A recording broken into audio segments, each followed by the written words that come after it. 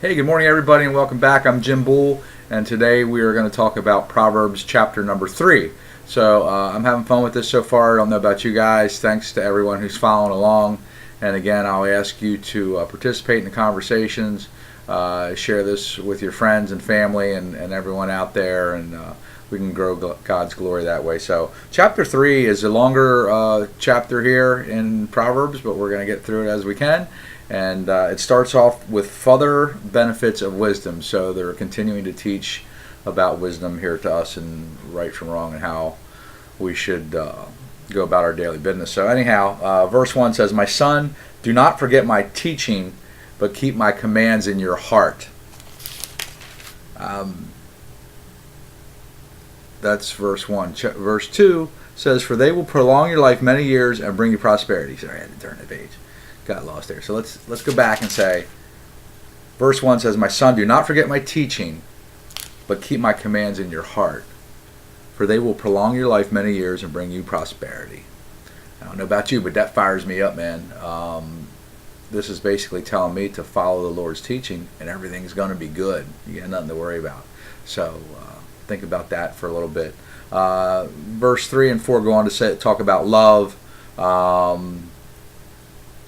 If you love and are faithful to the Lord and to everyone around you, that you'll win favor and the good name in the sight of God. So anyhow, 3 and 4 talk about love. You can check that out. Verse number 5 says, "Trust in the Lord with all your heart and do not lean on your own understanding.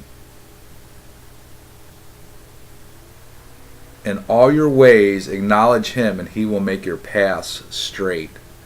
So again, it's pretty simple to me, if you'll sell out to it, that if you follow and live your life as these Proverbs teach, everything's going to be good, and you're going to be happy and prosper, and life will rock on for you. So let's drop down to verses. Talks in between there. Talks about don't be wise in your own eyes, honor the Lord, fear the Lord, shun evil. This will bring health to your body and nourishment to your bones. Kind of just reinforcing what we talked about in the earlier verses there.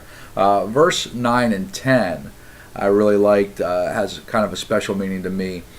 "Honor the Lord with your wealth, with the first fruits of your crops.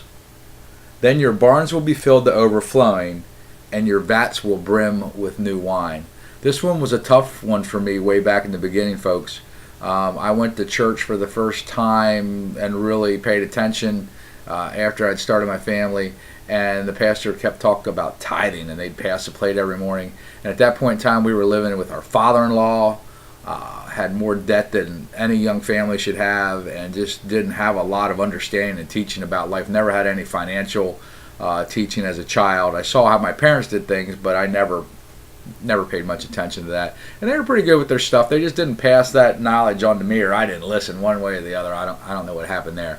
But tithing I struggled with, and at first I didn't or wouldn't, or I'd drop $1 or $2 in the plate. And I'm not trying to tell anybody here how much you should give or what you should do, but all I can tell you is that I started giving. And the Bible talks about 10%. I don't know if that's all necessarily monetarily.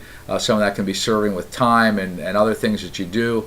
But and I wasn't even given that at first, but every Sunday I started dropping a $20 bill on the plate, and I couldn't afford that.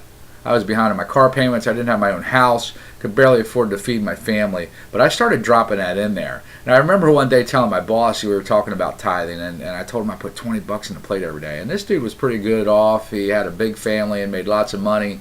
And he told me I was nuts for putting a $20 bill on a plate every day. But you know what? From that $20 bill, I was able to get my family into our own house. We were able to start our own business and move on with life. And we've had some struggles since then, don't get me wrong. But I go back and I give credit to that success, to that first $20 bill, that regular $20 bill I was dropping in that plate. So I'd be interested in what everyone's take is on those verses there. That was verse 9 and 10. I relate that to tithing. Then it goes on, verse 11, "My son, do not despise the Lord's discipline and do not resent his rebuke, because the Lord disciplines those he loves as a father, the son he delights in." So again, Well, you don't always like the rules, but they're there, you follow them, right? And these particular rules were put in place for a very specific reason, so that you and I could live in the full grace of God. So I would say check them out and maybe pay attention. Verses 13 and 14 go on to say, "Blessed is the man who finds wisdom, the man who gains understanding, for she is more profitable than silver and yields better returns than gold." Taking money right out of the equation or any possessions, wisdom is the key to gaining everything you want in life. So, and it also does well to others. So, check that out. I'm going to skip down here. The following verses go back and portray to that, but please read through all of them. It's all good stuff there. Verse number 19: By wisdom, the Lord laid the earth's foundations. By understanding, He set up the heavens in place. By His knowledge, the depths were divided, and the clouds let drop the dew. Sorry, I'm not reading real good today, but anyhow, let's get back. By wisdom, the Lord laid the earth's foundations. By understanding, He set the heavens in place. Again, puts a pretty big emphasis on knowing right from wrong. That's basically what wisdom is, knowing right from wrong. And I didn't check my footnotes here this morning. I probably should have studied that a little more. I got a busy day, so right away I'm putting me in front of the Lord. Please don't do that. So I'll go back and study that after we're done here. Verse 19, we just went through. It talks about reinforcing the wisdom there. Verses 21 through 26, I'm going to read here. "My son, preserve sound judgment and discernment. Do not let them out of your sight. They will be life for you and an ornament to grace your neck. Then you will go on your way in safety, and your foot will not stumble. When you lie down, you will not be afraid. When you lie down, your sleep will be sweet. Have no fear of sudden disaster or the ruin that overtakes the wicked, for the Lord will be your confidence and will keep your foot from being snared." Pretty good stuff there. Basically, I take that as trust in me, and you got nothing to worry about. I hear that 80% of the things that we worry about in life never come true.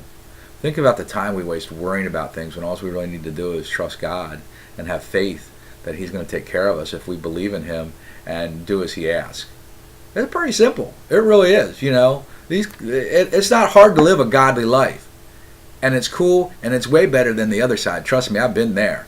This is way much better. So anyhow, check out verses 21 to 26 there. 27 goes on. I can't see close up with my glasses or without the other, so that's a little, take them off. Look at it that way.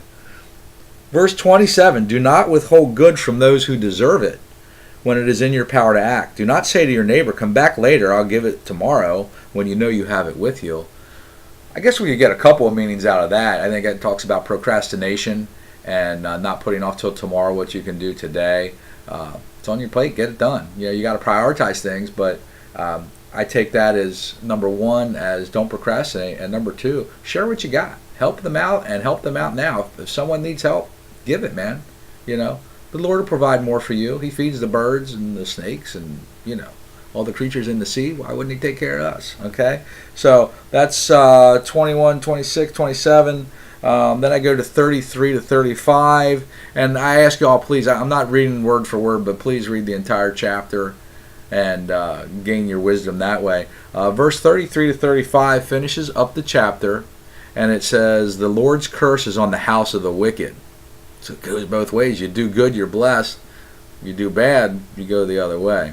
"But He blesses the home of the righteous." See, I got ahead of myself. "The Lord's curse is on the house of the wicked, but He blesses the home of the righteous. He mocks proud mockers, but gives grace to the humble. The wise inherit honor, but fools He holds up to shame." Man, I used to think I was the shiz, and I still sometimes struggle with that. Be humble, love others, and be kind to them. And again, this talks about the wisdom and what you gain from it, but here we're getting zapped with the curse, man. Heaven or hell, black or white. Read Revelations, man. It'll tell you all about what hell is, and we joke about that, and society jokes about that, but it ain't the place you want to be. There's a song that says the other way, but heaven's the place you want to be. We want to be in eternity with the God, with the Lord, and live on, man. So, hey, thanks again for tuning in today. Again, really good stuff. I kind of whizzed through that here this morning, but give me some feedback. Share it around. I thank you for tuning in. Proverbs chapter 3 today. So love you all, and we'll see you tomorrow. Thanks.